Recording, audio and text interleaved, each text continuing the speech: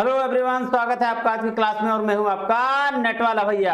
हाँ जी, चलिए करते हैं आज की बूस्टअप सीरीज की शुरुआत। सर आज कौन सा एमसीक्यू सॉल्व करेंगे?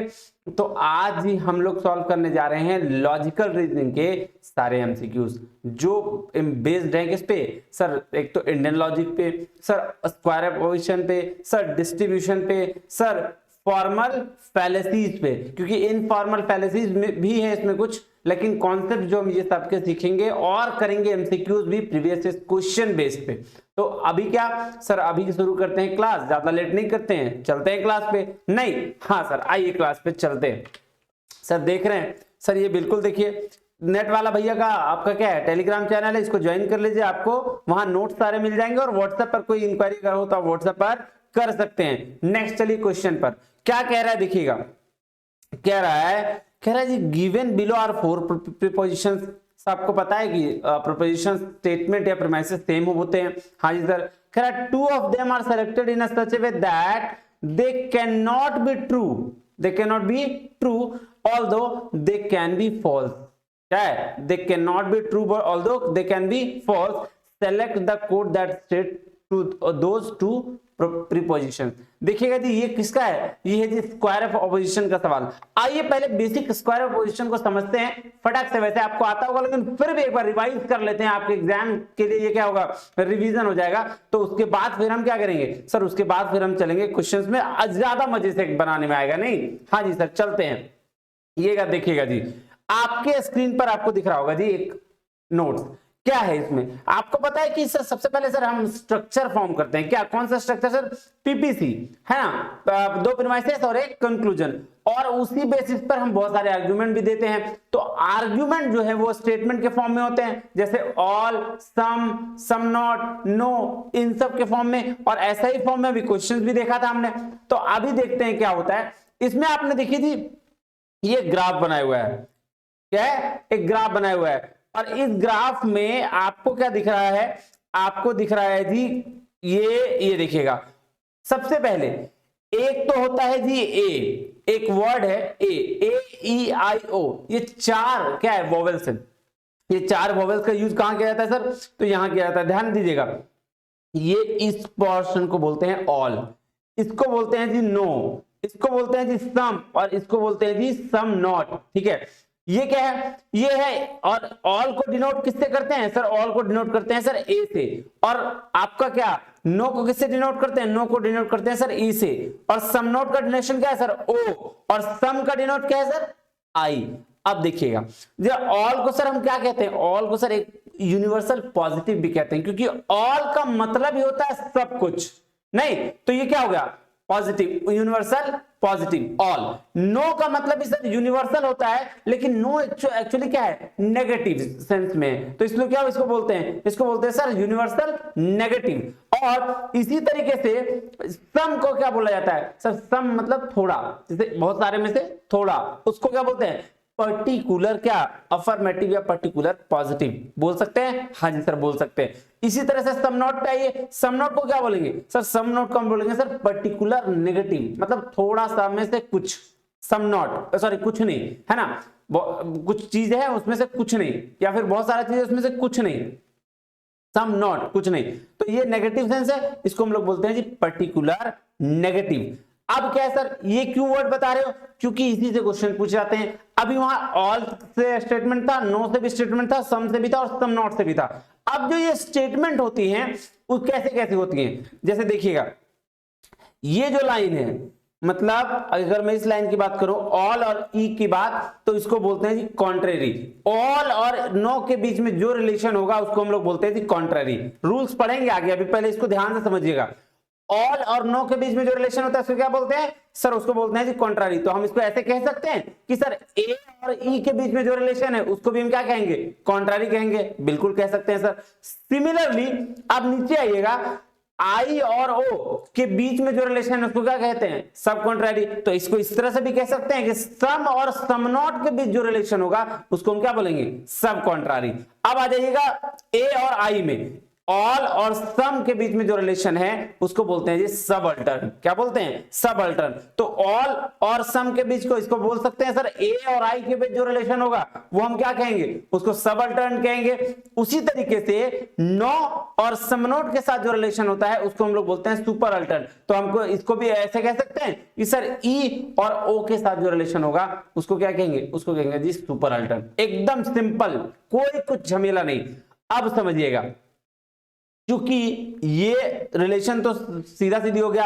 अब सर ये जो डायगोनली दिखाया है वो कॉन्ट्रारी लिखा हुआ, इसका क्या मतलब हुआ?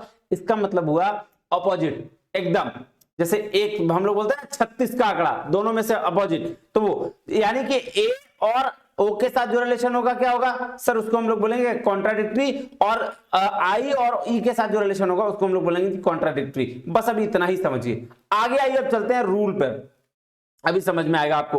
देखिएगा जी, एक चीज और लिखा गया है जी, क्या कि यूनिवर्सल और पर्टिकुलर ये दो वर्ड है। अब यूनिवर्सल किसको बोलते हैं सर? अभी बताया आपने, यूनिवर्सल मतलब ऑल, चाहे वो पॉजिटिव हो या नेगेटिव अलग बात है, लेकिन है तो यूनिवर्सल हासिल है। पर्टिकुलर मतलब सर छोटा वाला बात, मतलब कम, सम में या तो पॉजिटिव हो या नेगेटिव हो।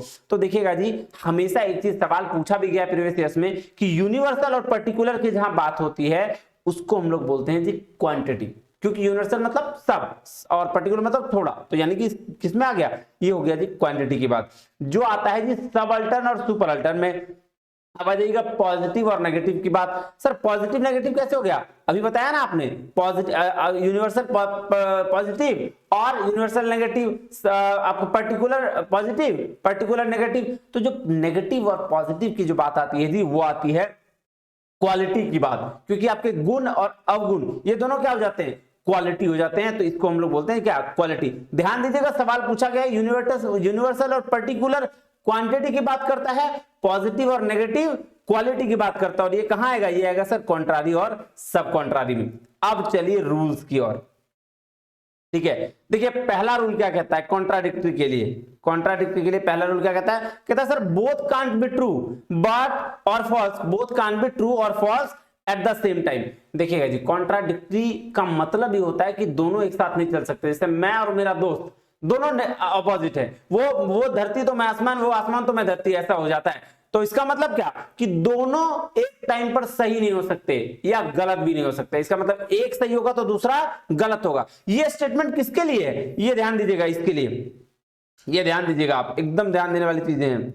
ये देखिएगा, ये इसके लिए, यहां से लेकर यहां तक इसके लिए। क्यों? क्योंकि जब बोलेगा ऑल ए इज ट्रू तो तुरंत क्या होगा? ओ क्या हो जाएगा? फॉल्स हो जाएगा। या फिर ये बोलेगा ऑल ए इज फॉल्स तो सॉरी ऑल नहीं, सम ए इज नॉट बी, तो सम नॉट का केस में क्या हो गया? ये ओ हो गया, यानी कि ट्रू नहीं है, तो ये ट्रू नहीं हो गया, सॉरी ये ट्रू हो जाएगा, तो ये क्या हो जाएगा? फॉल्स। सिंपल इतना समझ लीजिए, कॉन्ट्राडिक्टरी में आमने सामने वाला कभी एक जैसा नहीं हो सकता। एक ट्रू होगा तो दूसरा फॉल्स होगा, दूसरा फॉल्स होगा तो पहला ट्रू होगा। चलिए आगे चलते हैं। अब नेक्स्ट रूल कह रहा है if first is undetermined second is undetermined. मतलब बोल रहा है कि भाई साहब जब हमको भी पता नहीं कहां जाना है तो सामने वाला को भी पता नहीं होगा कि कहां जाना है। अब इसका डिफरेंस क्या? डिफरेंस है क्वांटिटी और क्वालिटी में। ये हो गया किसका? ये हो गया कॉन्ट्राडिक्टरी का। कॉन्ट्रारी का रूल क्या कहता है? कॉन्ट्रारी का रूल कहता है both can't be true at the same time but both can be false. ध्यान से समझिएगा इसको, बोल रहा है बोथ कांट बी ट्रू, दोनों सही नहीं हो सकता। यानी कि अगर एक सही है तो दूसरा गलत होगा ही होगा। बोथ कांट बी ट्रू का ये मतलब है ना, दोनों सही नहीं हो सकता, मतलब एक अगर सही है तो दूसरा गलत होगा ही होगा। लेकिन at the same time but both can be false, अगर एक पहला वाला गलत है तो दूसरा गलत भी हो सकता है या सही भी हो सकता है। यही कह रहा है ये स्टेटमेंट? हाँ जी सर यही कह रहा है। तो आइए इसको चलते हैं पहले ऊपर कॉन्ट्रारी में, उसके बाद समझेंगे। ये देखिए कॉन्ट्रारी में क्या था? ये वाला और ये वाला। तो अब ये क्या बोला? बोला sir both can't be true, दोनों सही हो नहीं सकता। मतलब अगर ये वाला ट्रू है तो ये डेफिनेटली क्या होगा? फॉल्स होगा। लेकिन अगर ये फॉल्स है तो ये क्या होगा? पता नहीं है ना, बोल रहा है both can't be true but both can be false. तो यहां पे क्या है? जब ये फॉल्स है तो ये पता नहीं है ना ट्रू होगा या फॉल्स होगा। तो इस स्टेटमेंट को क्या बोलते हैं? इसको बोलते हैं जी कॉन्ट्रारी। ठीक है, चलिए नेक्स्ट चलें आप। हाँ जी सर, देखिए नेक्स्ट रूल भी वही है कि one is true other will be false, एक सही है तो दूसरा क्या होगा, फॉल्स होगा, और one is false then other will be undetermined, अगर एक पहला वाला क्या है गलत है दूसरा अनडिटरमाइंड हो जाएगा। तो ये था कॉन्ट्रारी, सब कॉन्ट्रारी एकदम जस्ट अपोजिट है क्या कि sir both can't be false, both can't be false but both can be true, यानी कि अगर एक स्टेटमेंट यानी कि एक वाला जो है वो फॉल्स हो गया तो अपोजिट वाला क्या होगा, डेफिनेटली ट्रू होगा, लेकिन अगर एक पहला ट्रू हो गया तो दूसरा वाला क्या ट्रू भी हो सकता है या फॉल्स भी हो सकता है, इसको हम लोग क्या बोलते हैं, डाउटफुल बोलते हैं। तो यही हो गया जी सब कॉन्ट्रारी, ठीक है। हाँ जी, और सब अल्टर्न और सुपर अल्टर्न में बिटवीन यूनिवर्सल पर्टिकुलर और क्वांटिटी का डिफरेंस होता है। अब इसका एक शॉर्ट रूल बताऊं सर, हाँ बता दीजिए ना।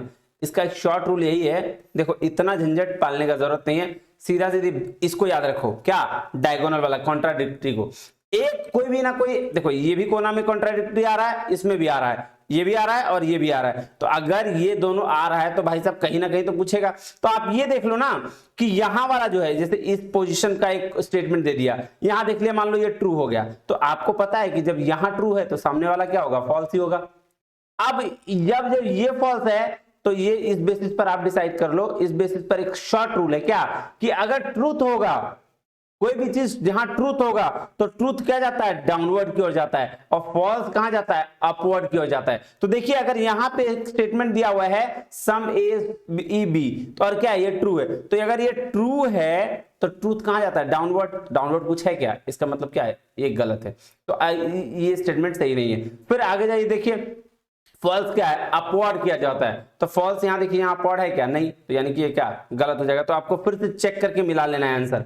आगे देखिए, अब चलते हैं नेक्स्ट, अब आइए जी क्वेश्चंस में, अब आपको मजा आएगा क्वेश्चन करने में, ये देखिएगा, ध्यान दीजिएगा क्या बोल रहा है। देखिए क्या बोला, यहां बोला in such way that both they can not be true although they can be false. किसका था सर, ये कॉन्ट्रारी का रूल लग रहा है इनको, 100% कॉन्ट्रारी है। तो कॉन्ट्रारी में सबसे पहले ध्यान दीजिए, कॉन्ट्रारी में क्या था सर, ए था और ई था, यही था ना, जिसमें ए का मतलब सर ऑल था और ई का मतलब नो था, यही था। हाँ जी सर, तो सबसे पहले इसको फाइंड आउट करिए कि किसमें किसमें ऑल और किसमें किसमें क्या है, ई है। आइए देखिए, बोल रहा they can not be true, true नहीं होना चाहिए, but they can be false, इसका मतलब कॉन्ट्रारी है। अब कॉन्ट्रारी का ए और नो वाला साथ छाटिए, कौन सा है, ए और नो, सर ए हो गया ऑल मैन आर ऑनेस्ट और नो हो गया जी नो मैन आर ऑनेस्ट, यही तो था आपका कॉन्ट्रारी, नहीं, तो आंसर क्या हो जाएगा, आंसर हो जाएगा ए और बी। तो ध्यान रखिए, सिर्फ आपको क्या करना है, सिर्फ आपको ध्यान रखना है कि कौन ऑल है कौन नो है, कौन किसका मतलब ए होता है किसका मतलब ई होता है, ये अगर आपने ध्यान लग गया तो ये तो मतलब भाई साहब हवा वाली बात हो गई, ठीक है। चलिए नेक्स्ट चलें, कह रहा given below are two propositions, देखिए दिया हुआ दो स्टेटमेंट, कह रहा some animals are fierce. Sir some वाला केस किसमें था, सर सम वाला केस में आई बोलते थे सम वाले केस को, नहीं, हाँ जी sir, some animals are not fierce, some animal are not fierce, sir A E I, और सम नॉट का किसको बोलते थे, सम नॉट सर ओ को बोलते थे। तो सर ये नीचे वाला जो पार्ट था यही तो था आई और ओ, ऐसे करके नहीं, ये वाला जो पार्ट हमने बनाया था इसमें आई और ओ यही तो था, यहां था सम और यहां था जी सम नॉट, तो इसको क्या बोलेंगे सर, इसको हम लोग सब कॉन्ट्रारी बोलते हैं सर, है ना, यही तो हम बताए थे, इसको क्या बोलेंगे, सब कॉन्ट्रारी। आंसर क्या निकल के आएगा, आंसर निकल के आएगा जी 4, सब कॉन्ट्रारी नहीं, हाँ जी सर। अब चलिए नेक्स्ट देखिएगा, कॉन्सेप्ट समझने पे सारी चीजें क्लियर हो जाती है। क्या बोल रहा है, given below are two prepositions, दो प्रीपोजिशंस है, क्या बोल रहा है, ऑल फिलोसोफर आर फेलेबल, है ना, क्या बोल रहा है, ऑल फिलोसोफर आर फेलेबल। इसका ऑल वाले पे आइए, ऑल वाला कहां है, ये ध्यान दीजिए पहले, देखिए ऑल वाले में यहां था ऑल वाला, ठीक है, और यहां था यहां था नो वाला, ये था ऑल वाला, नहीं यहां ऑल वाला था। अब कह रहा ऑल फिलोसोफर आर फेलिएबल, तो इसका बात कर रहा है, हाँ सर इसका बात कर रहा है। उसके बाद क्या है, हेजल इज नॉट फेलिएबल। अब देखिएगा जी, ये हेजल इज नॉट फेलिएबल किसका, सम नॉट का बात कर रहा है। तो सम नॉट कहां था सर, सम नॉट यहां था, नहीं एक मिनट रुकिएगा, सम नॉट कहां था, यहां था, जिसमें आई यहां था, ओ यहां था और यहां सम नॉट था। तो अभी किसका किसका बात किया गया, अभी बात किया गया ऑल यानी कि ये पोजीशन, और उसके बाद किया गया सम नॉट यानी कि ये पोजीशन। तो ये डायगोनली वाला जो चीज था उसको हम लोग क्या बोलते थे सर, उसको हम लोग कॉन्ट्राडिक्टरी बोलते थे। नहीं, यही तो बात करा मैंने, जो डायगोनली उसको क्या बोलना है, कॉन्ट्राडिक्टरी बोलना है। चलिए सर, आंसर ये भी हो गया। अब आ जाइए नेक्स्ट, कह रहा है क्या, all the proportion all Indians eat rice and some Indians eat rice are example of. ध्यान दीजिए और फिर से बनाइए इसको, जब भी आपको दिक्कत हो इसको बना लीजिए। ये देखिए जेड, ये था ऑल, ये था नो, ये था सम और ये था सम नॉट। देख लिया, ये ए ई आई और ओ है ना। आप देखिए क्या बोल रहा है, ऑल इंडियंस ईट राइस यानी कि इसकी बात कर रहा है, सम इंडियंस यानी कि इसकी बात कर रहा है। तो ये क्या हो गया, इसको बोलते थे जी हम लोग क्या, सब अल्टर्न। नहीं, और ये क्या था, सुपर अल्टर्न। आगे नहीं, हाँ जी सर, तो ऑल और सम का केस था, इसको क्या बोलते हैं, इसको बोलते हैं जी सब अल्टर्न। आ गया आंसर, जी सर बिल्कुल आ गया आंसर। चलिए फिर से देखिए, कह रहा some animal are not harmful is an example which of the following type of preposition. अब देखिए सम नॉट का केस, तो सर सम वाला केस में क्या था सर, पर्टिकुलर आता था, हाँ, और सम नॉट का केस में चूंकि नॉट था तो क्या हो जाता है, नेगेटिव, तो पर्टिकुलर नेगेटिव। देख लीजिए अभी मैंने बात करा था। अच्छा एक बात और बताइए, अगर यहां बोल देता ऑल ए इज बी तो क्या हो जाता sir, sir all A is B का बात कर देता तो ये एग्जांपल हो जाता सर यूनिवर्सल किसका, पॉजिटिव का। और अगर बोल देता नो इज बी तो सर ये हो जाता यूनिवर्सल नेगेटिव। और अगर बोल जाता सम इज बी तो ये हो जाता सर क्या बोलते हैं, पर्टिकुलर पॉजिटिव या पर्टिकुलर अफर्मेटिव। समझ में आ रही है बात, हाँ सर क्लियर हो तो हो रहा है। अब चलिए जी नेक्स्ट देखिएगा, ये जी क्वेश्चन आ गया जी डिस्ट्रीब्यूशन का। क्या कह रहा है, कह रहा है in universal negative proposition how the terms distribution, terms कैसे डिस्ट्रीब्यूट होते हैं choose the correct option from the following. आइए चलते हैं नोट्स पे, देखिए क्या कह रहा है नोट्स। आइए, डिस्ट्रीब्यूशन का बहुत ही सिंपल रूल है, ज्यादा दिमाग लगाने की एकदम जरूरत नहीं है। क्या रूल है सर डिस्ट्रीब्यूशन का, देखिए बताते हैं। डिस्ट्रीब्यूशन मतलब होता है भाई साहब 100% बंटवारा, नहीं डिस्ट्रीब्यूशन को बोलते हैं 100%। जहां 100% की बात हो वहां क्या जाता है डिस्ट्रीब्यूशन। इसके चार केस हैं, हम लोग स्टेटमेंट देखते हैं ऑल से रिलेटेड। तो जिस भी सब्जेक्ट में या ऐसा कह सकते हैं जहां भी ऑल आपको दिख जाए, तो ऑल जहां दिख जाए वहां क्या होगा 100% डिस्ट्रीब्यूशन होगा। जहां नो दिख जाए वहां क्या होगा, वहां भी 100% डिस्ट्रीब्यूशन होगा। जहां सम दिख जाए वहां क्या, वहां सर कहीं भी डिस्ट्रीब्यूशन नहीं होगा। और जहां सम नॉट दिख जाए वहां पे जहां नॉट होगा, जहां 100% होगा वहां डिस्ट्रीब्यूशन होगा। तो देखिए क्या बोल रहा है, बोल रहा है ऑल क्या है, सब्जेक्ट का डिस्ट्रीब्यूशन है। कैसे, क्योंकि हम लोग लिखते हैं ना ऑल ए इज बी लिखते हैं, तो ऑल कहां गया, ये सब्जेक्ट में आया, तो इसीलिए क्या बोलता है ये 100% डिस्ट्रीब्यूशन है। तो ऑल कहां डिस्ट्रीब्यूट होता है, जिस सब्जेक्ट में डिस्ट्रीब्यूशन होता है। देखिए लिखा हुआ है ना। दूसरा क्या है, नो, नो का डिस्ट्रीब्यूशन दोनों जगह है, क्योंकि no is A is B, मतलब ना ए है ना बी है, ठीक है, कोई नहीं है, तो दोनों 100% डिस्ट्रीब्यूशन होता है। इसलिए कहा जाता है सब्जेक्ट और ऑब्जेक्ट बोथ डिस्ट्रीब्यूशन। नो का डिस्ट्रीब्यूशन कहां कहां होता है जी, सब्जेक्ट में भी। देखिए नो सी इज डी, तो ना सी है ना डी है, तो इसके क्या, इसको बोलते हैं जी बोथ डिस्ट्रीब्यूशन। और सम में कोई डिस्ट्रीब्यूशन नहीं होता है, क्योंकि 100% है ही नहीं ना। Some A is B, some A is B, कुछ ए कुछ बी है, तो कुछ में कुछ भी डिस्ट्रीब्यूशन नहीं होता है। अब आ जाइए सम नॉट का केस। सम नॉट क्या बोलता है, सम नॉट बोलता है सर ओनली ऑब्जेक्ट डिस्ट्रीब्यूशन। क्यों, क्योंकि सम ए इज नॉट बी, तो जो नॉट है वो 100% डिस्ट्रीब्यूशन होता है, और इसीलिए सम नॉट को ऑब्जेक्ट का डिस्ट्रीब्यूशन भी कहते हैं। अब आइए चलते हैं क्वेश्चन में। क्वेश्चन क्या बोल रहा है देखते हैं ध्यान से, है ना। ये लीजिए आ गया जी क्वेश्चन। अब क्या बोल रहा है, कह रहा है सब्जेक्ट, ध्यान से देखिएगा, in universal negative proposition. Universal negative क्या हो गया सर, सर नो की बात नहीं कर रहा है ये, बिल्कुल, क्योंकि यूनिवर्सल नेगेटिव यही था ना, अभी हमने पढ़ा है किसमें, स्क्वायर प्रोपोजिशन में। ऑल ये था, नो ये था, सम और सम नॉट नहीं, तो नो को क्या बोले थे, नो को बोले थे सर यूनिवर्सल क्या नेगेटिव, यूनिवर्सल नेगेटिव। नहीं देखिए राइटिंग मेरी थोड़ी खराब है, उसको मैनेज कर लीजिएगा, ठीक है। यूनिवर्सल नेगेटिव बोले थे नो को। तो अब नो का क्या क्या होता है सर, अभी हम आपने बताया कि जहां नो आ जाएगा वहां सब्जेक्ट और, देखिए प्रेडिकेट बोल लीजिए या आपको ऑब्जेक्ट बोल लीजिए, दोनों सेम चीज होता है। तो सब्जेक्ट और प्रेडिकेट दोनों डिस्ट्रीब्यूशन होता है। ठीक है। ऑल में क्या, ऑल में सिर्फ और सिर्फ सब्जेक्ट डिस्ट्रीब्यूशन। नो में क्या, नो में दोनों डिस्ट्रीब्यूशन। सम में क्या, कोई भी डिस्ट्रीब्यूशन नहीं।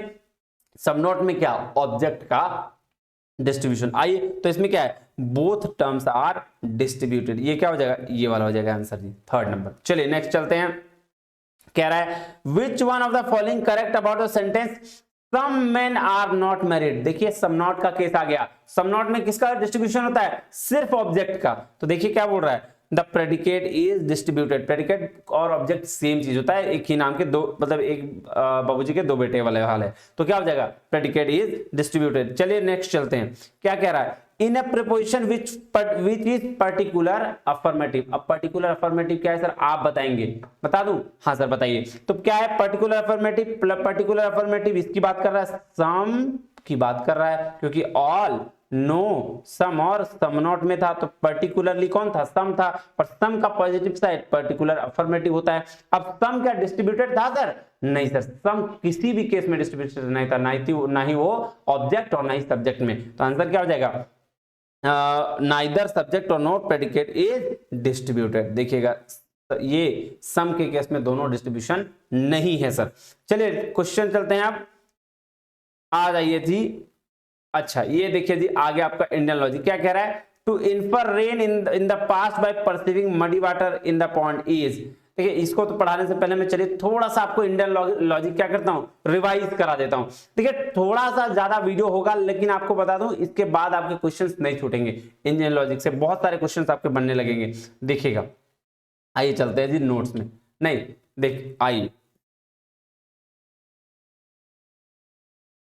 ये है जी इंडियन लॉजिक। क्या बोल रहा है इंडियन लॉजिक में कि इंडियन फिलोसफी में दो थॉट थे। कौन कौन से थॉट थे जी? एक थॉट जो भगवान को मानने वाला था, और दूसरा थॉट था जी भगवान को नहीं मानने वाला। तो जो भगवान को मानने वाले थॉट थे उसको हम क्या बोलते हैं, उसको बोलते हैं जी आस्तिक। उसको क्या बोलते हैं, आस्तिक। और जो भगवान को नहीं मानने वाले थे उसको बोलते हैं नास्तिक। अब हमें क्या पढ़ना है, हमें न्याय फिलोसफी का, आस्तिक में एक फिलोसफी थी न्याय फिलोसफी, उसके बारे में पढ़ना है। और उसमें भी किसकी बात की गई है, न्याय फिलोसफी में 6 प्रमाण की बात की गई है। 6 तरीके के प्रमाण होते हैं। प्रमाण मतलब सबूत, ठीक है।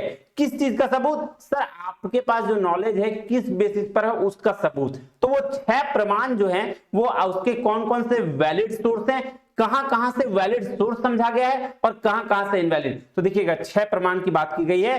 कुछ जो है वैलिड सोर्स माने गए हैं और कुछ को जो है इनवैलिड सोर्स माना गया है। तो इनवैलिड सोर्स कौन कौन से हैं सर? सबसे पहले इनवैलिड सोर्स की बात करें तो उसको हम लोग बोलते हैं अर्थपत्ति और अनुपलब्धि। और अगर वैलिड सोर्स की बात करें तो उसको बोलते हैं प्रत्यक्ष प्रमाण, अनुमान प्रमाण, उपमान प्रमाण और शब्दा प्रमाण। तो ये 4 तरीके के क्या वैलिड सोर्स है और ये क्या है, इनवैलिड सोर्स है। आइएगा एक एक करके थोड़ा थोड़ा डिस्कशन करते चले, आपकी रिवीजन हो जाएगी, मजा आ जाएगा आपको। प्रत्यक्ष प्रमाण क्या होता है सर? प्रत्यक्ष प्रमाण जो हमारी 5 सेंसेस के सामने हो जा रहा है, जो आपके एकदम जस्ट सामने हुआ है, आपको देखने की मतलब कहीं कुछ से सुनने की जरूरत नहीं है। आप बोलते हैं ना प्रत्यक्ष को प्रमाण की आवश्यकता नहीं होती, वही वाला आपके सेंसेस को जिसकी नॉलेज है उसको क्या बोलते हैं, उसको प्रत्यक्ष प्रमाण बोलते हैं। अब ये 2 तरीके से, एक को बोलते हैं ऑर्डिनरली मतलब साधारण, या इसको लौकिक प्रमाण बोलते हैं, और दूसरे को बोलते हैं जी एक्स्ट्रा ऑर्डिनरली, जिसको हम लोग क्या बोलते हैं, हम लोग बोलते हैं असाधारण या अलौकिक प्रमाण। अब देखिएगा साधारण प्रमाण क्या सर? साधारण जो सबके साथ होता है, नहीं सबको नॉलेज है उसकी, और असाधारण जो स्पेशली होता है, नहीं। अब देखिए उसमें 2 तरीके की चीजें, एक होता है इंटरनल और एक होता है एक्सटर्नल। किसके? सामान मतलब नॉर्मल ऑर्डिनरी वाले के लिए। तो इंटरनल में क्या होता है, इनर सेंस से जो बात आती है, जिससे हमको अगर भूख लग जाए तो पता चल जाता है, गुस्सा हो जाता है तो हमको पता चल जाता है कि ये चीजें, तो वो जो नॉलेज वाले प्रमाण है उसको क्या बोलेंगे, उसको इंटरनल प्रमाण बोलते हैं, है ना, इंटरनल बोलेंगे। और एक्सटर्नल में क्या आ जाता है जी, जो 5 सेंसेस के थ्रू पता चलता है, आँख कान नाक मुंह और जिह्वा, नहीं हाँ जी, इसके थ्रू जो पता चलता है उसको हम लोग क्या बोलते हैं, एक्सटर्नल सेंसेस। अब देखिए ये तो हो गया जी साधारण वाली। असाधारण में क्या है सर? असाधारण में 3 है, सामान्य, ज्ञान और योगाज। तो सामान्य सर सबके लिए सेम होता है, ज्ञान सर बियॉन्ड द सेंसेस वाली बात, कि हमारे सेंसेस से बियॉन्ड जो चीजें होती है उसका उस तरीके के प्रमाण को ज्ञान प्रमाण, और योगाज होता है सुपरनेचुरल पावर के लिए। सर ये पता चल गया। अब इसमें दो काइंड्स होते हैं, एक होता है निर्विकल्पा, एक होता है सविकल्पा। निर्विकल्प मतलब बहुत सारे ऑप्शंस है ना, इनडिटरमिनेट की बात करता है, और सविकल्प मतलब डिटरमिनेट की बात करता है। ओवरऑल चीजों को जानना मतलब होता है जी निर्विकल्पा, है ना, और सविकल्पा होता है उसके फीचर्स को जानना। ठीक है, first knowledge stage of knowledge को कहा गया, सेकंड स्टेज ऑफ नॉलेज इसको कहा गया। अब सेकंड प्रमाण में चलते हैं, दैट इज कॉल्ड अनुमान प्रमाण। भाई साहब वेरी वेरी वेरी, जितना भी वेरी लगाना है इंपॉर्टेंट लगा लो, इससे क्वेश्चन तो 100% रहते ही हैं। वैसे तो इनर लॉजिक सबसे रहते हैं, लेकिन अनुमान प्रमाण से स्पेशली रहते हैं। अनुमान क्या मतलब होता है? अनुमान का मतलब होता है अजम्पशन। अजम्पशन किस बेसिस पर, है ना, assumption on the basis of past knowledge. आपको उसकी नॉलेज पहले से ही होती है, और उसकी क्या बोलते हैं प्रमाण आपको देखना, उसको क्या बोलते हैं, उसको बोलते हैं जी अनुमान प्रमाण। जैसे मान लेते हैं आप कभी क्या होता होगा, आपके घर में स्कूटी कार आती होगी, तो जैसे ही अब होती होगी, तो जैसे ही ना रोज पापा आते होंगे ड्राइव करके या कुछ करके, तो हॉर्न देते होंगे, बजाते होंगे, तो वो हॉर्न की आवाज अगर दूर से भी रहती है ना, तो हम क्या कहते हैं, हम इजीली पहचान लेते हैं। क्यों? क्योंकि हमें आदत पड़ गई है, हमें उसको पता है उसके बारे में कि वो जो हॉर्न की आवाज है ना, वो आवाज मेरे पापा की कार की आवाज है। नहीं, हाँ जी सर, तो ये क्या है, इसको बोलते हैं अनुमान, जिसको इन्फरेंस भी कहा गया। अब इसके तीन टर्म भी डिवाइड किए गए। पहला मेजर टर्म बोला गया जी साध्या बोला गया इसको। मिडिल टर्म के भी नाम है क्या, रीजन बोला गया है, हेतु और लिंगा बोला गया है, और माइनर टर्म को क्या बोला गया, पक्षा बोला गया जी। ठीक है, ये हो गया। अब classification on the basis of psychological, है ना, और ऑन द बेसिस ऑफ व्यक्ति, on the basis of induction, इसके बेसिस पर क्या किया गया, इसको ये किया गया।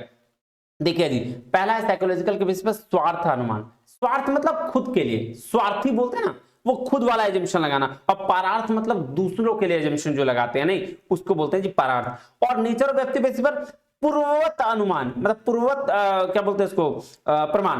पूर्ववत मतलब सर पहले से जो कोई भी अगर घटना हो रही है और उसका प्रमाण हमको पहले से ही मिल जा रहा है, उसको हम लोग बोलते हैं जी क्या, उसको बोलते हैं जी पूर्ववत। और शेषवत क्या होता है सर? शेषवत कोई घटना घटने के बाद अगर हमको कोई चीज पक्का पता चलता है, प्रमाण मिलता है, उसको हम लोग बोलते हैं शेषवत। जैसे सर पूर्ववत, अगर मौसम क्या हो गया, मौसम सर हो गया सर पूरा ब्लैक पूरा क्लाउडी मौसम, हमको पता चल जाता है सर क्या होगा, बारिश होने वाली है, उसको बोलते हैं जी पूर्ववत प्रमाण। और शेषवत मतलब शेषवत जो बचा हुआ है। ठीक है, तो शेषवत प्रमाण बोलते हैं जी। जैसे मान लेते हैं कि आप कभी कभी गांव की मिट्टी में मतलब चलते होगे मिट्टी वाले रोड में, तो वहां देखते होगे कि कोई गाड़ी क्रॉस कर रही है, तो उसके छाप पड़ जाते हैं। तो उसको देखकर हमें क्या पता चलता है, हमें पता चलता है कि अभी अभी कोई गाड़ी या ट्रैक्टर गई है या बैल की गाड़ी गई है। नहीं, उसको हम लोग बोलते हैं जी शेषवत प्रमाण। और सामान्यतः दृष्टा मतलब सेम लेवल का, जो ऑलवेज है। जैसे सूर्य निकलता है पूरब से, तो ये बात पता है सबको कि हाँ भाई सूर्य तो सुबह सुबह निकलता है पूरब से, तो इसको बोलते हैं सामान्यतः दृष्टा। अब आ जाइएगा on the basis of induction. Induction के बेस पर क्या है, केवल्यान्वी जो पॉजिटिव इंस्टेंस की बात करता है, केवल्यान्त्रिकी मतलब इसका मतलब होता है कि नेगेटिव इंस्टेंस की बात करता है, और अनवयात्रिकी मतलब पॉजिटिव और नेगेटिव दोनों इंस्टेंस की बात कर रहा है, इसको बोलते हैं क्या, अनवयात्रिकी। ये देखिएगा जी, ये था आपका ऑन द अनुमान का टाइप क्लासिफिकेशन। अब चलिए जी सीक्वेंस ऑफ अनुमान की बात करते हैं। सीक्वेंस में क्या था, सबसे पहले प्रतिजना, फिर हेतु, उदाहरणा, उपनयना और निगमना। प्रतिजना का मतलब होता है रिक्वायर्ड टू बी, हेतु मतलब रीजन, सॉरी उदाहरणा मतलब एग्जाम्पल, उपनयना मतलब अफर्मेशन और एप्लीकेशन, निगमना मतलब कंक्लूजन। इसको क्या बोलते हैं, इसको बोलते हैं जी सीक्वेंस ऑफ अनुमान। ये बहुत बार पूछा गया है, बहुत ज्यादा बार। अब चलिए चलते हैं जी थर्ड सोर्स ऑफ नॉलेज में, जिसको हम लोग क्या बोलते हैं, कंपैरिजन। कंपैरिजन क्या होता है, उपमान बोलते हैं इसको, हाँ जी सर उपमान बोलते हैं। उपमान का मतलब होता है, उप मतलब सिमिलरिटी और मान मतलब होता है नॉलेज। इसका मतलब क्या, कंपैरिजन करना दो नॉलेज के बीच में ना, उसको बोलते हैं हम लोग क्या, उपमान। जैसे था sir she is like an angel, परी से कंपेयर कर दिया उसका, नहीं, उसको बोलते हैं जी उपमा, ये क्या कंपैरिजन। अब देखिए इसका तीन कंपोनेंट्स है क्या क्या, उपानयम। उपानयम मतलब जो सब्जेक्ट की बात करें, उपानम ऑब्जेक्ट की बात करता है, और सामान्य एट्रीब्यूट उसके नजरिया गुण की बात करता है। अब चलिए जी फोर्थ वैलिड सोर्स में इसको बोलते हैं शब्दा। शब्दा का मतलब होता है स्टेटमेंट ऑफ ट्रस्टवर्दी पर्सन। जैसे हमारे गुरु है ना, और भी बड़े बड़े आचार्य जो लोग कुछ कहते हैं, मतलब हम बताते हैं नॉलेज, जो नॉलेज देते हैं उनके थ्रू। जैसे वेदों में जो कहा गया है उसको हम लोग बोलते हैं क्या, उसको बोलते हैं जी शब्दा।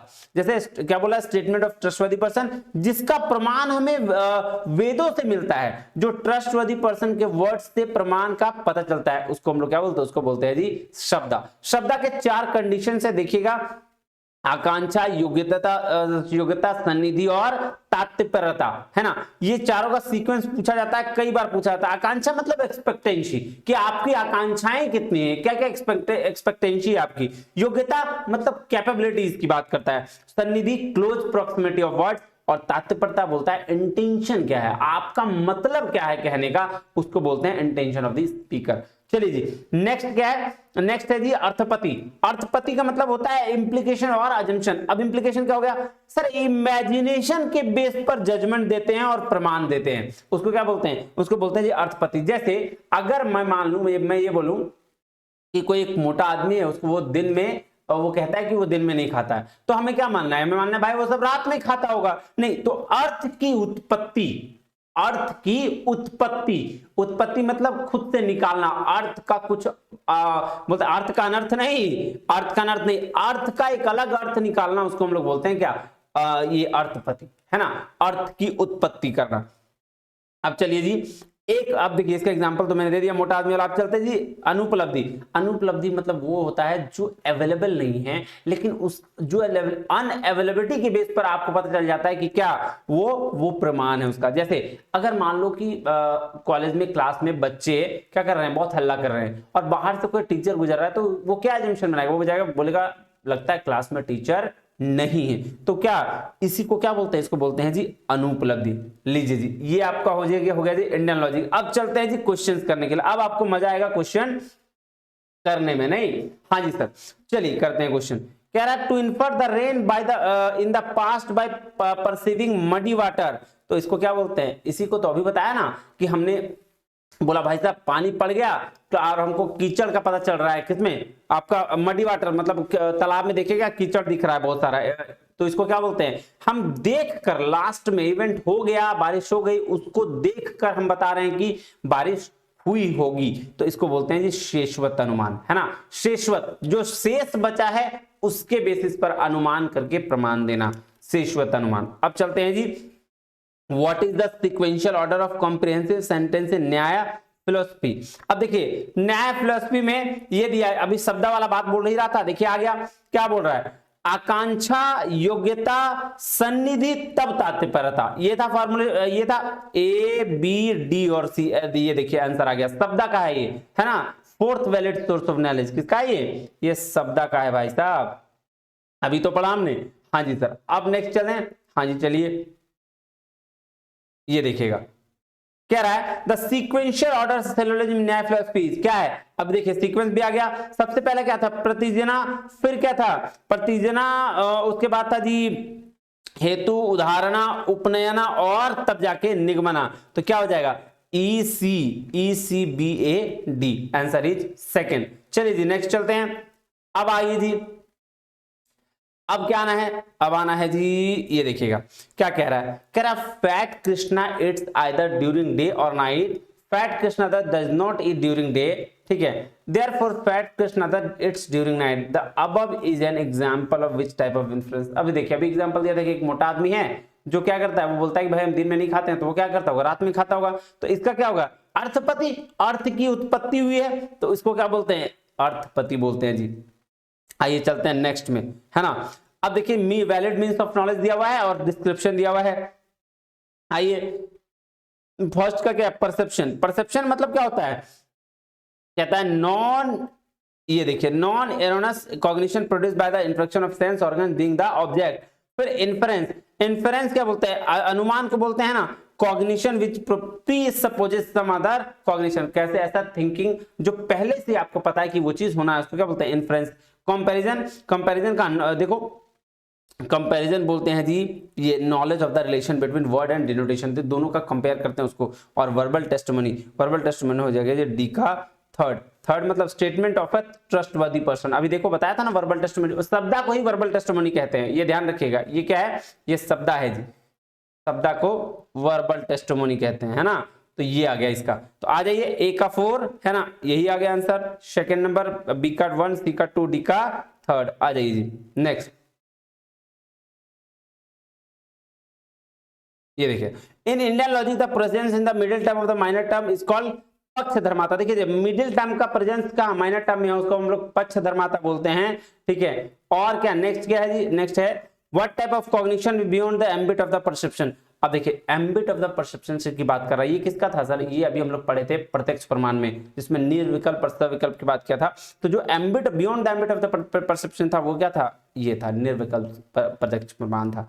आइए जी, अब क्या कह रहा है, कह रहा identify the middle term from the following. Middle term from the following से आपको क्या करना है, देखना है। बोला it must be present in minor term, हाँ सर मिडिल टर्म होता है माइनर टर्म में प्रेजेंट। फिर क्या है, it must be present in all positive instances in which major term is present, बिल्कुल सही बात, ये भी होता है। और क्या, सी क्या कह रहा है, it is the logical statement which to be proved, नहीं इसको लॉजिकल स्टेटमेंट ये प्रूव करने वाली बात इसमें नहीं होती है, तो ये तो क्या जगह गलत जगह, तो सी किसमें हटा दीजिए, ये देखिए आंसर खुद निकल गया। वैसे डी देख लीजिए आप, क्या कह रहा है, it must B absent in all negative instances which major term is absent, बिल्कुल सही बात है ये, हर नेगेटिव क्या होता है मेजर टर्म में जहां सारे नेगेटिव इंस्टेंसेस होते हैं वहां वो एब्सेंट होता है।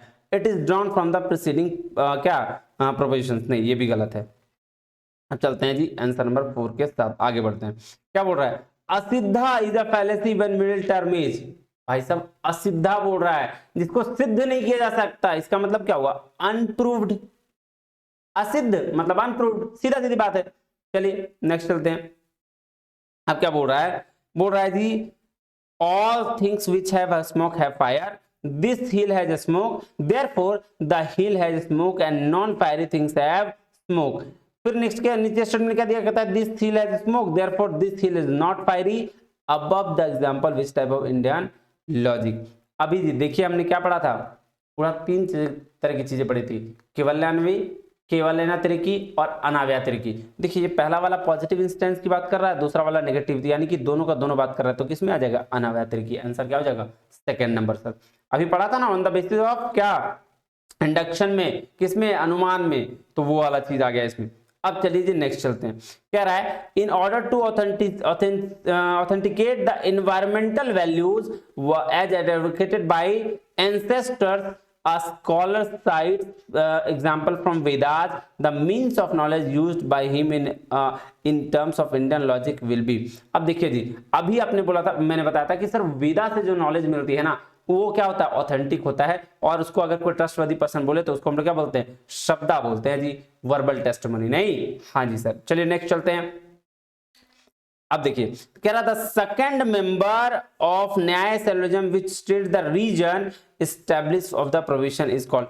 अब देखिए जी, ये तो 5 सीक्वेंस नहीं था, प्रतिजना, हेतु, धारणा, उपनयना और निगमन, तो सेकंड ऑप्शन में बोल रहा, सेकंड में क्या था, प्रतिजना के बाद हेतु, तो हेतु आ जाएगा आपका आंसर। और वैसे अगर इसका एक और तरीका देखें तो रीजन की जहां जो बात हो रही है, ये देखिए रीजन की बात तो है, तो हेतु तो ऑलरेडी इसका आंसर हो जाएगा। चलिए जी नेक्स्ट चलते हैं। बोल रहा है quantity and quality of categorical provision decide. Sir quantity और क्वालिटी मूड डिसाइड करते हैं, जैसे मूड एंड फिगर हम लोग जब पढ़े हैं तो उसमें देखे होंगे ऑल ए इज बी में आता था, तो हम लोग क्या करते थे, जैसे इस 3 तरीके का स्टेटमेंट दिया रहता है, एक minute, all A is B, A all B is C and no B is D या ए, ऐसे कर लेते हैं। तो ये तीनों को हम लोग बेस लेते थे, जिसमें क्या करते थे, ए और नो को बोलते हैं जी ई, यही हो जाता था मूड, तो ये इसी की बात कर रहा है ना। आइए जी नेक्स्ट चलते हैं। चलिए जी नेक्स्ट क्वेश्चन में क्या है, कह रहा है, ये ध्यान दीजिएगा, कह रहा है the word heart is written as SQMZ then the earth can be written as. अब देखिएगा ARTS तो दोनों में सेम है, EART दोनों में सेम है, यहां देखिएगा ये जो वर्ड है EART और यहाँ है EART, तो EART को सेम उठा के रख दीजिए। तो EART का फुल फॉर्म क्या होता है QPMZ, तो QPMZ तो पहले ये तो और ये दोनों सही होगा क्योंकि ये दोनों पहले हटा दीजिए, खत्म। QPMZ के अब H जो यहाँ भी है और H यहाँ भी, तो यहाँ H का क्या है S, तो S, इसलिए आंसर हो जाएगा क्या सेकंड। देखिए कितना इजी है, नहीं। अब चलिए जी चलते हैं, ये देखिएगा जी इनफॉर्मल फैलेसी से क्वेश्चन आ गया। इनफॉर्मल फैलेसी का ऑलरेडी मैंने एक वीडियो बना के रखा है, अगर आपने नहीं देखा है तो जरूर देखिए, जिसमें मैंने 20 तरीके इनफॉर्मल फैलेसी आपको बता के रखे हैं और 20 तरीकों का इसमें एग्जांपल्स भी दिया है, उसमें आपको क्वेश्चन भी कराया, तो आप वो जाके वीडियो देखिएगा, आपको मिल जाएगा। ठीक है, चलिए चलते हैं 23rd नंबर क्वेश्चन में क्या कह रहा है। Famous singer Himanshu says that coffee hill chocolates are groovy. We can only conclude that the coffee hill chocolates are groovy indeed. Which of the fallacy is committed in the above statement? अब देखिए singer है तो singing की बात करेगा ना, chocolate की बात कहां से करेगा भाई, वो तो सैफ तो नहीं है, नहीं सर वो नहीं है, तो सैफ नहीं है तो कौन सा ये कौन सा फैलेसी है सर, इसको बोलते हैं अपील टू अनक्वालिफाइड अथॉरिटी। आप जिसके लिए क्वालिफाइड नहीं है उस तरह का भी ये स्टेटमेंट दिए जा रहे हैं। ठीक है, ये हो गया जी आंसर आपका।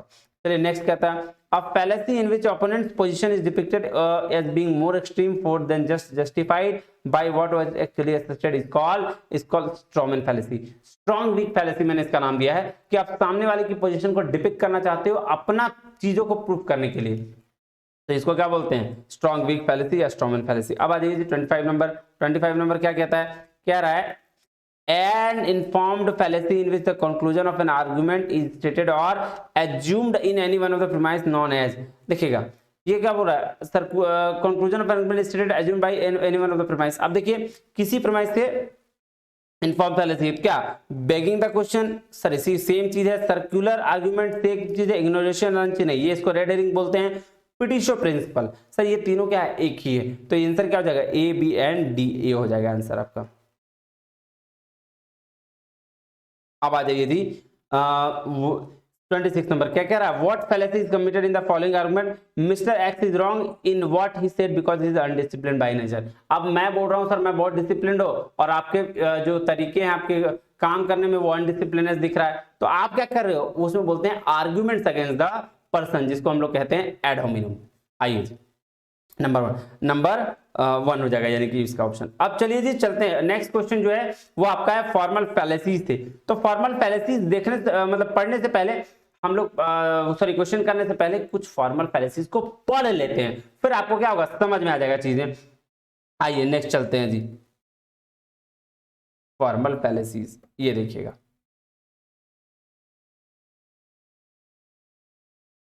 हाँ देखिएगा जी फॉर्मल का मतलब होता है जी फॉर्म और स्ट्रक्चर। क्या होता है फॉर्म और स्ट्रक्चर, हाँ फॉर्म और स्ट्रक्चर होता है नहीं किसमें आर्गुमेंट में। और फैलेसीज का मतलब होता है जी एरर या मिस्टेक्स, तो हम ऐसे कहें कि सर फॉर्म या स्ट्रक्चर में जो मिस्टेक्स है उसको हम लोग क्या बोलते हैं फॉर्मल फैलेसीज। बिल्कुल सही सर। अब देखिए फॉर्म क्या है, तो हमारा फॉर्म या स्ट्रक्चर क्या होता है पीपीसी, ये दो प्रीमाइसेस और एक कंक्लूजन। अब देखिए प्रीमाइसेस क्या बोल रहा है, ऑल गर्ल्स आर ब्यूटीफुल, हाँ सर सब गर्ल्स बहुत खूबसूरत होती हैं, किसी गर्ल्स की नहीं बुराई करते बेटा, सही बात। तो फिर सोनू इज ब्यूटीफुल, ठीक है। कंक्लूजन क्या कह रहा है, सोनू इज ए गर्ल। अब मुझे बात बताइए सोनू ये कहां लिखा हुआ है कि सोनू जो है वो लड़की है, सोनू लड़का भी तो हो सकता है ना। सिर्फ ये बात देखकर कि ब्यूटीफुल है लड़की ने, सोनू का नाम से ये मेंशन नहीं किया जा सकता कि वो लड़का है या लड़की है। तो ये क्या हो गया, ये हो गया जी फॉर्म या स्ट्रक्चर का मिस्टेक, जिसको हम लोग क्या बोलते हैं फॉर्मल फैलेसी। अब चलिएगा देखिएगा फॉर्मल फैलेसी 3 तरीके से हो सकता है, एक तो स्ट्रक्चर के बेस पर, एक हो सकता है डिस्ट्रीब्यूशन, और एक जो होता है जी वो होता है आपका किस पे, वो होता है जी based on the quantity and quality. अब देखिएगा एक एक करके चलते हैं, ध्यान से देखिएगा। अब रूल्स क्या है, स्ट्रक्चर का रूल्स क्या है, तो सर स्ट्रक्चर का बेसिक रूल्स है क्या कि 2 प्रीमाइसेस होना चाहिए और एक कंक्लूजन होना चाहिए, बिल्कुल सही, जिसको हम लोग मीडिएट भी बोलते हैं। और हर 2 प्रीमाइस और एक कंक्लूजन में हर में 3 टर्म्स होंगे और वो टर्म्स जो होगा 2-2 होगा, यानी कि 2-2 टर्म्स 3 बार आएंगे उसको, सॉरी 3 टर्म्स होंगे 2-2 बार आएंगे, तो उसको क्या बोलते हैं, उसको बोलते हैं जी रूल स्ट्रक्चर। अब देखिएगा, आइएगा, इसमें दो तरीके की फैलेसीज है। एक को बोलते हैं फैलेसी ऑफ फोर टर्म्स और एक को बोलते हैं fallacy of ambiguous term. Fallacy of four terms क्या हुआ, ये पढ़िए, कहता है all A's B, all B C and all B D. अब देखिए ए बी सी डी चार टर्म्स आ गए ना, क्योंकि हमारे पास क्या आना था, तीन टर्म आना था दो दो करके, यानी कि और यहाँ क्या आ गए, चार टर्म आ गए, तो हो गया ना फैलेसी ऑफ फोर टर्म्स। हाँ जी, अब क्या next, fallacy of ambiguous term. Ambiguous term मतलब sir any bell are rings, any bell are rings, चलो ठीक है। दूसरा some rings are beautiful, some rings are beautiful, चलो ठीक है। कंक्लूजन क्या बोल रहा है, some bell are beautiful. Sir ऐसा होता है क्या, इसीलिए बोलते हैं इसको फैलेसी ऑफ एम्बिगुअस टर्म। दोनों का कोई रिलेशन नहीं है, मतलब ही नहीं है इसका, नहीं। हाँ जी सर, अब चलिए चलते हैं बेस्ड ऑन डिस्ट्रीब्यूशन। आपको पता है, भी बताया मैंने, डिस्ट्रीब्यूशन मतलब क्या, डिस्ट्रीब्यूशन मतलब 100% जिसमें डिस्ट्रीब्यूट हो। तो क्या ऑल और नो 100% है सर, हाँ जी, ऑल और नो 100% डिस्ट्रीब्यूशन है। तो चलिए चलते हैं, उसके बाद सम और some not. Sir some not का तो सर ऑब्जेक्टिव और सम का कुछ भी नहीं है। अब चलिए, ऑल का 100% डिस्ट्रीब्यूशन सिर्फ ऑल का है ना सब्जेक्ट में। देखिए पहला रूल क्या कहता है डिस्ट्रीब्यूशन में, कहता है middle term must be distributed in any one premise, और अगर ऐसा नहीं हुआ तो उसको वो होगी जी फैलेसी। कौन सी फैलेसी होगी, पहले क्या बोला, बोला मिडिल टर्म जो है, क्योंकि पीपीसी होता है, पीपीसी में दो प्रीमाइस है, प्रीमाइस में मिडिल टर्म होते हैं। मिडिल टर्म में क्या बोला, middle term must be distributed in any premise, दो प्रीमाइस में कहीं भी अगर डिस्ट्रीब्यूटेड है तो तब तो ठीक है, और अगर डिस्ट्रीब्यूट नहीं, और अगर ऐसा नहीं हुआ तो होगा जी फैलेसी। कौन सी फैलेसी, आइए देखते हैं, क्वेश्चन देखते हैं। कहता है प्रीमाइस 1 में क्या है, ऑल इज बी, प्रीमाइस 2 में क्या है, सम बी सी, और कंक्लूजन क्या कहता है, सम ए सी। अब देखिएगा ऑल में तो ये सब्जेक्ट डिस्ट्रीब्यूटेड है, बिल्कुल सही बात है सर, लेकिन ऑल के बाद वाला में क्या ऑब्जेक्ट डिस्ट्रीब्यूटेड होता है, नहीं सर, तो ये भी डिस्ट्रीब्यूटेड नहीं हुआ। फिर सम भी, सर सम में तो कुछ भी डिस्ट्रीब्यूटेड नहीं होता, इसका मतलब दोनों प्रीमाइस में कहीं भी डिस्ट्रीब्यूशन नहीं है, तो इसको हम लोग क्या बोलेंगे, इसको हम लोग बोलेंगे जी फैलेसी ऑफ अनडिस्ट्रीब्यूटेड मिडिल। ध्यान दीजिएगा, फैलेसी ऑफ अनडिस्ट्रीब्यूटेड मिडिल किसको बोलते हैं, दोनों प्रीमाइस में अगर कहीं भी डिस्ट्रीब्यूशन नहीं हो रहा है तो वो क्या बोलेंगे, फैलेसी ऑफ अनडिस्ट्रीब्यूटेड मिडिल। ध्यान दीजिए, हो गया, चलें अब चलिएगा जी नेक्स्ट चलते हैं। कह रहा है दूसरा रूल, कह रहा है if a term is distributed in a conclusion it should be distributed in premise. अगर कोई टर्म डिस्ट्रीब्यूट है कंक्लूजन में तो उसको कहां डिस्ट्रीब्यूट भी होना चाहिए, प्रीमाइस में भी होना चाहिए। और अगर ऐसा नहीं हुआ तो होगा दो तरीके का फैलेसी, एक फैलेसी को बोलेंगे फैलेसी ऑफ इलिसिट मेजर, एक को बोलेंगे fallacy of illicit minor. Fallacy of illicit major क्या होगा, बोल रहा है मेजर टर्म डिस्ट्रीब्यूटेड है बट मेजर प्रीमाइस डिस्ट्रीब्यूटेड नहीं है। ध्यान दीजिएगा, क्या बोल रहा है, मेजर टर्म डिस्ट्रीब्यूटेड है बट मेजर प्रीमाइस डिस्ट्रीब्यूट नहीं है, उसको क्या बोलेंगे, फैलेसी ऑफ इलिसिट मेजर। अब आ जाइए फैलेसी ऑफ इलिसिट माइनर में, यहां भी सेम कि माइनर टर्म तो डिस्ट्रीब्यूटेड है बट माइनर प्रीमाइस डिस्ट्रीब्यूटेड नहीं है, उसको क्या बोलेंगे, उसको बोलेंगे sir fallacy of illicit minor. Sir major term और माइनर टर्म और मेजर प्रीमाइस और माइनर प्रीमाइस बताएंगे, बिल्कुल बताएंगे। आइए देखिए क्या होता है, देखिएगा कंक्लूजन का ऑब्जेक्ट, कंक्लूजन का ऑब्जेक्ट, जैसे अभी मान लो एक एग्जांपल ले रहा हूं, A is B, B C and conclusion है जी B is A, B is A. तो कंक्लूजन में सब्जेक्ट क्या हो गया, ये हो गया, और ऑब्जेक्ट क्या हो गया, ये हो गया, नहीं, हाँ जी सर ये हो गया ऑब्जेक्ट। तो ये क्या बोल रहा है, कंक्लूजन का ऑब्जेक्ट मेजर टर्म कहलाता है। क्या कहलाता है, कंक्लूजन का ऑब्जेक्ट मेजर टर्म कहलाता है। और मेजर टर्म का जो प्रीमाइस है, आप देखिएगा मेजर टर्म का प्रीमाइस क्या होता है, सर जिसमें मेजर टर्म वाला वर्ड आएगा ना ये, तो वो हो जाएगा मेजर प्रीमाइस। जैसे एक किसमें है तो ये हो जाएगा जी मेजर प्रीमाइस, इसको क्या बोलेंगे, मेजर प्रीमाइस। और जिसमें इसको क्या बोलते हैं, सब्जेक्ट। अब क्या, सब्जेक्ट माइनर टर्म, अब देखिएगा जी कंक्लूजन का जो सब्जेक्ट है ना वो क्या हो जाएगा, माइनर टर्म बोलेंगे इसको। कंक्लूजन का सब्जेक्ट क्या हो जाएगा, माइनर टर्म, और माइनर टर्म का जो प्रीमाइस है वो हो जाएगा माइनर प्रीमाइस। जैसे देखिए ये बी किस में है, इसमें, तो ये क्या हो जाएगा, माइनर प्रीमाइस। नहीं, ध्यान रखिएगा जो मेजर टर्म का सब ये होगा वर्ड, वही वर्ड जिस भी प्रीमाइस में हुआ, चाहे प्रीमाइस 1 में हो या 2 में, डजंट मैटर, किसी में भी हो, वही प्रीमाइस क्या हो जाएगा, वो प्रीमाइस हो जाएगा मेजर प्रीमाइस। और क्या बोलते हैं सब्जेक्ट वाला, जो बोलते हैं कंक्लूजन का सब्जेक्ट वाला यानी माइनर प्रीमाइस, वो प्रीमाइस होगा जो माइनर टर्म जिसमें होगा। तो ध्यान रखिएगा, ये चीज हो गया। हाँ जी सर, अब चलते हैं एग्जाम्पल में। ये देखिएगा, कह रहा है ऑल एस आर पी, ठीक है, all sorry some P are Q, ठीक है, बोल रहा सम एस आर नॉट क्यू। देखिए कंक्लूजन डिस्ट्रीब्यूटेड है, ठीक है, ये ध्यान क्या बोल रहा है, if a term is distributed in conclusion it should be distributed in premise. तो यानी कि क्या, यहां डिस्ट्रीब्यूटेड है, कंक्लूजन में डिस्ट्रीब्यूटेड है, ये क्या है, ऑब्जेक्ट है, तो मेजर प्रेमाइस हो गया, ठीक है सर, मेजर प्रेमाइस हो गया, सॉरी मेजर टर्म हो गया। अब मेजर टर्म का देखेंगे कि मेजर प्रेमाइस किस में है, मतलब क्यू वाला किस में है, तो क्यू वाला देखिए जस्ट ऊपर में मिल गया। तो क्या मेजर प्रेमाइस डिस्ट्रीब्यूटेड है क्या, सम का वैल्यू है सर, सम में तो डिस्ट्रीब्यूशन नहीं होता है, इसकी वजह से इसको क्या बोलेंगे, फैलेसी ऑफ इलिसिट मेजर। ध्यान से फिर से एक बार बता दूं, हाँ सर बता दीजिए, ध्यान दीजिएगा। पहले क्या हमने चेक किया, पहले चेक किया कंक्लूजन में मेजर टर्म में डिस्ट्रीब्यूशन है कि नहीं, कंक्लूजन में मेजर टर्म में देखा डिस्ट्रीब्यूशन है, नॉट क्यू मतलब डिस्ट्रीब्यूशन है। अब इसको, इस मेजर टर्म को देखेंगे कि मेजर प्रीमाइस में, तो मेजर प्रीमाइस कौन सा सर, जिसमें मेजर वर्ड आ जाए, तो ये वाला मेजर वर्ड क्यों यहां आया। अब हम ये देखेंगे कि मेजर प्रीमाइस का जो टर्म है वो डिस्ट्रीब्यूशन में है कि नहीं, सर वो डिस्ट्रीब्यूशन में नहीं है क्योंकि सम डिस्ट्रीब्यूशन में नहीं होता है, तो क्या हो गया, फैलेसी ऑफ इलिसिट मेजर। अब चलिए जी नेक्स्ट चलते हैं, फिर देखेंगे कौन, पहले पढ़ लेते हैं all S are P, some S are not P और नो पी आर क्यू। ये कंक्लूजन है सर, पहले कंक्लूजन में चेक करेंगे क्या कि माइनर टर्म डिस्ट्रीब्यूटेड है कि नहीं, सर नो है, तो नो में तो दोनों टर्म डिस्ट्रीब्यूटेड होता है, हाँ सर नो वाला, तो ये माइनर टर्म तो क्या है, डिस्ट्रीब्यूटेड है। अब चलेंगे माइनर प्रीमाइस, माइनर प्रीमाइस कहां, जहां पी होगा, तो पी कहां है, पी यहां है, तो सम आर पी, ये क्या हो जाएगा, ये हो जाएगा माइनर प्रीमाइस। माइनर प्रीमाइस क्या ये डिस्ट्रीब्यूटेड है, ऑल एस आर पी, तो सर ऑल एस तो डिस्ट्रीब्यूटेड है लेकिन पी डिस्ट्रीब्यूटेड नहीं है, तो इसको क्या बोलेंगे, इसको बोलेंगे जी फैलेसी ऑफ इलिसिट माइनर। अब चलिए जी चलते हैं based on quantity and quality में क्या बोल रहा है, ये बोल रहा है कि बोथ, इसका पहला रूल कहता है बोथ प्रीमाइसेस नेगेटिव अगर हो तो देयर इज नो कंक्लूजन, मतलब और both premises negative, no A is B, some A are not B, दोनों क्या नेगेटिव है, तो उसका कंक्लूजन होगा ही नहीं।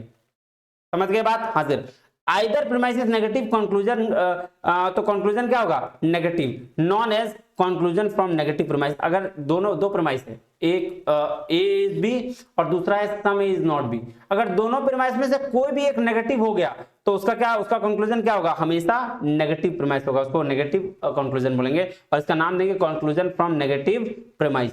चलिए थर्ड रूल क्या कहता है, कहता है अगर बोथ यूनिवर्सल प्रीमाइस हो, मतलब यूनिवर्सल प्रीमाइस मतलब ऑल और नो दोनों में आ जाए, तो फिर क्या होगा, कंक्लूजन कभी भी सम और सम नॉट में नहीं हो सकता, यानी कि पर्टिकुलर में कंक्लूजन नहीं हो सकता। चलिए नेक्स्ट चलते हैं, आप पढ़ते हैं क्वेश्चन, अब आपको आएगा जी मजा, नहीं हाँ जी सर, कह रहा था फैलेसी कमिटेड और इन द आर्गुमेंट, कौन सा, कह रहा all text book are books intended for careful study, एक हो गया P1, दूसरा P2 में जाइए, some reference books are intended for careful study, देखिएगा therefore some reference books are text book. Fallacy of 4 terms, नहीं सर यहाँ 3 ही टर्म है, टेक्स्ट बुक है, केयरफुल स्टडी है और एक और क्या है, सम रेफरेंस बुक्स है, ये 3 टर्म है, तो ये तो नहीं होगा। इलिसिट मेजर चेक करने का क्या तरीका है, पहले हम कंक्लूजन देखें कि वो डिस्ट्रीब्यूटेड है कि नहीं, तो आइए पहले कंक्लूजन चेक करते हैं कि वो डिस्ट्रीब्यूटेड है कि नहीं, तो कंक्लूजन में सम रेफरेंस, तो सर सम तो कहीं तरह से डिस्ट्रीब्यूशन नहीं है, तो ये भी नहीं होगा,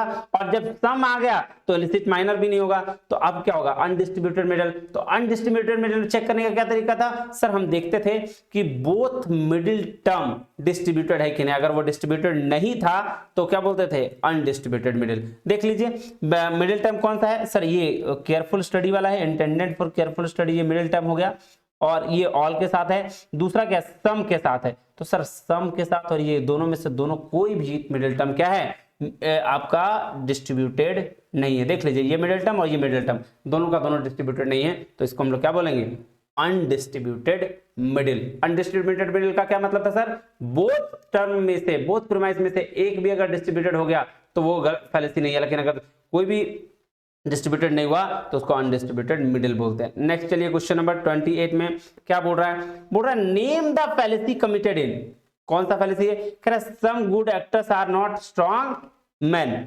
all professional wrestler are strong man, therefore all professional wrestler are good actors. अब देखिएगा जी, पहला क्या नेगेटिव, दूसरा क्या पॉजिटिव, कंक्लूजन क्या ऑलवेज नेगेटिव, नहीं लेकिन यहाँ क्या ऑलवेज नेगेटिव है?